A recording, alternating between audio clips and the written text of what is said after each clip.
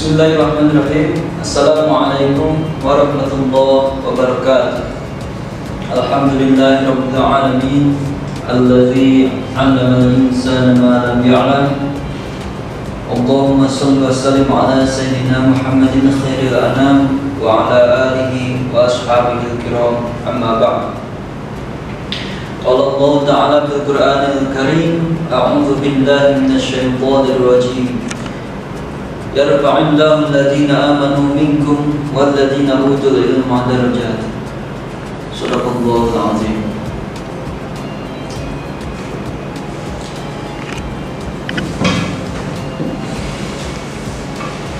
Anak-anakku, siswa-siswi SMK IT Pelita Subhana Dharma,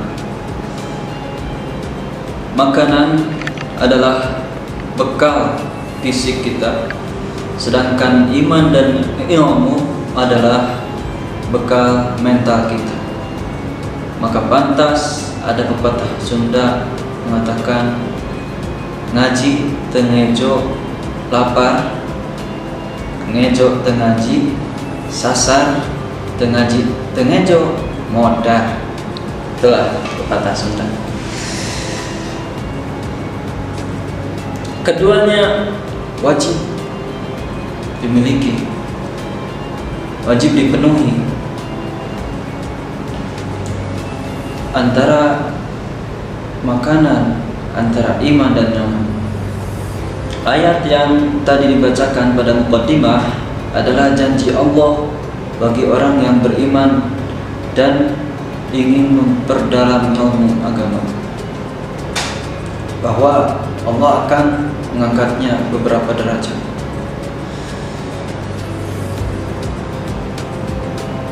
Hukum mencari ilmu adalah wajib, sebagaimana dikatakan pada salah satu hadis yang familiar, talabul ilmi fardhatun ala kulli muslimin wal muslimat. Fardhatun, wajib ya, jelas. Kemudian Syekh Az-Zarnuji dalam kitabnya Ta'lim al-Muta'allim mengatakan dalam sebuah syairan dari Sayyidina Ali karramallahu wajhah,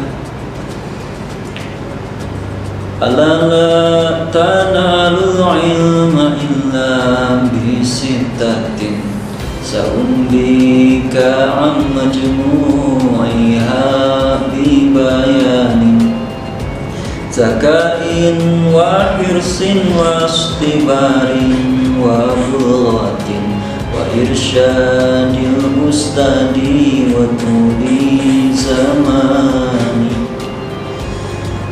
Artinya, ala, ingatlah, la tanalul ilma, engkau tidak akan mendapatkan ilmu illa bisittatin, kecuali dengan 6 syarat.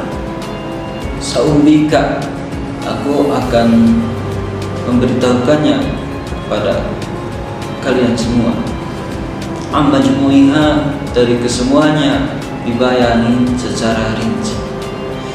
Yang pertama, zakain. Zakain artinya cerdas. Cerdas ada 2 kategori. Ada muhibbatun minallah, ada cerdas yang langsung dikaruniai kecerdasan oleh Allah, seperti orang yang hafalannya kuat, masya Allah, mudah untuk menghafal sesuatu apapun. Ada muktasabun, cerdas itu ada muktasabun yang kedua.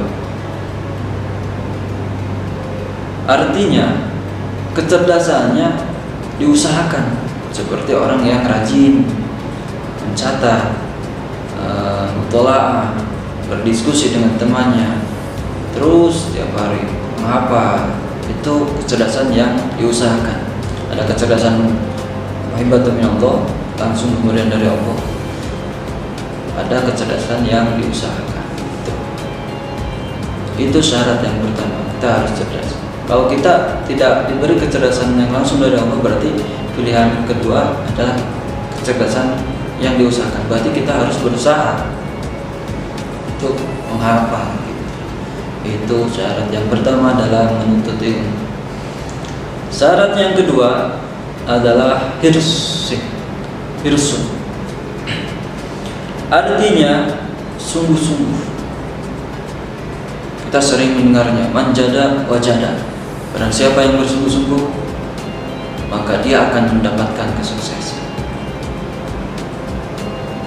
Kita belajar baik di sekolah ataupun di rumah harus sungguh-sungguh. Jauhi hal-hal yang mengganggu konsentrasi kita ketika belajar.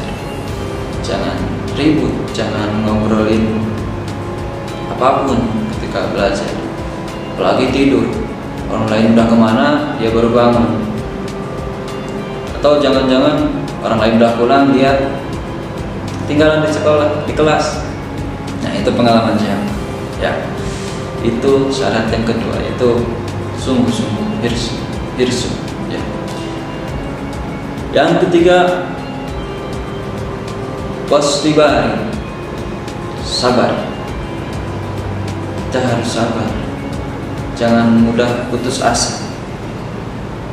Bosen tiap hari belajar, pengennya main terus. Berarti orang-orang yang gampang menyerah tidak akan mendapatkan kesuksesan dalam menuntut ilmu. Dalam hal apapun, selain menuntut ilmu, dalam kerja, kita harus tekun pula, sabar. Terus orang yang cerdas adalah orang yang pantang menyerah. Ya. Jadi jangan cepat putus asa. Wasbari, itu syarat yang ketiga. Syarat yang keempat, wabulghatin, bekal. Ya. Syarat yang keempat adalah bekal. Para ahli ilmu, para imam di masa dulu, untuk menuntut ilmu itu berkorban. Ada yang menjual kayu penopang rumahnya demi biaya untuk mencari ilmu. Ada yang sampai berkorban waktu berjalan ingin menemui guru di kota. Kita di zaman sekarang juga harus rela berkorban dalam menuntut ilmu. Kalau sekolahnya daring, berarti kita modalnya adalah beli kuota. Jadi menuntut ilmu itu biayanya gede, besar. Jangan disia-siakan. Jangan menyia-nyiakan biaya, ya. Jangan main-main dengan menuntut ilmu. Sayang, kita buang-buang uang untuk membeli kuota. Kuotanya dipakai main game, belajarnya enggak. Ya, gagal itu manusia. Itu syarat yang keempat. Yang kelima, wa irsyadil ustadi. Nah, ini salah satu hal yang paling penting dalam syarat menuntut ilmu. Bimbingan seorang guru, ya. Apalagi dalam menuntut ilmu agama.